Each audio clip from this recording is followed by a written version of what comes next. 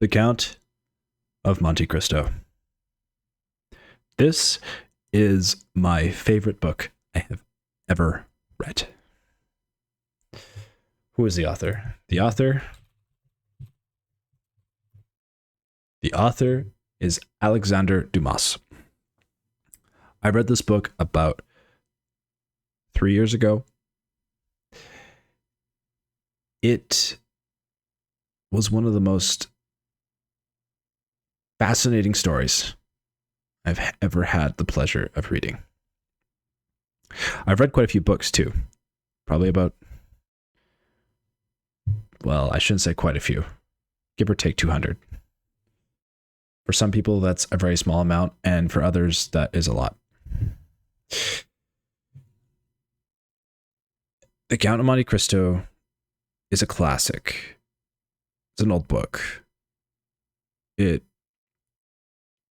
is written in the time period of the French Revolution. However, it is not directly about the French Revolution. It is about Edmond Dantes. And without spoiling this book for you, because I really want you to be able to enjoy every element that this book has to offer. This is a revenge story. Something terrible happens to Edmond Dantes. And this book unfolds that story. I have recommended this book to so many people.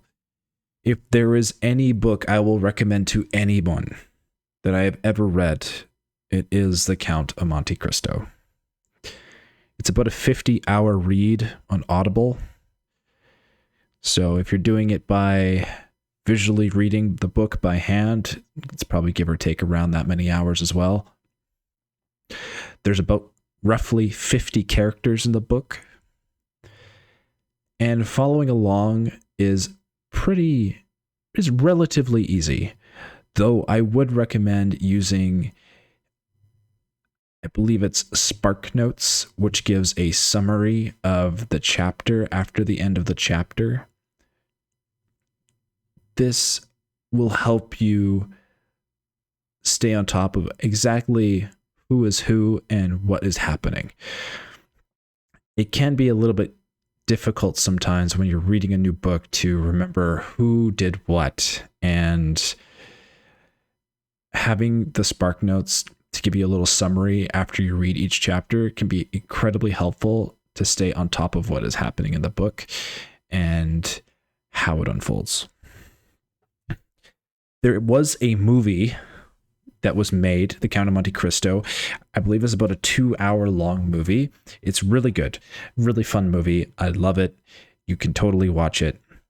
Just know that the story the book provides is 50 times better than the movie. In fact, the story the movie goes into is quite altered and not really the same story as the book. As I said before, this is a revenge story, and the book spends a lot of time setting up that plot, setting up what happens to Edmond Dantes, what happens to other characters that are in the story, and the grand finale that is the final arc of the book is one of the best and most satisfying endings to any book I have ever read. I can't recommend it enough. And I wish I could read this book over again for the first time without knowing the whole story. It's just that good. And of course, I will definitely be returning to this book to read it once again because I love it so much. It feels like a timepiece, and it almost feels like the way it was written, it was something that actually happened. And if there's ever been a great tragedy in your life where someone has wronged you, where you felt that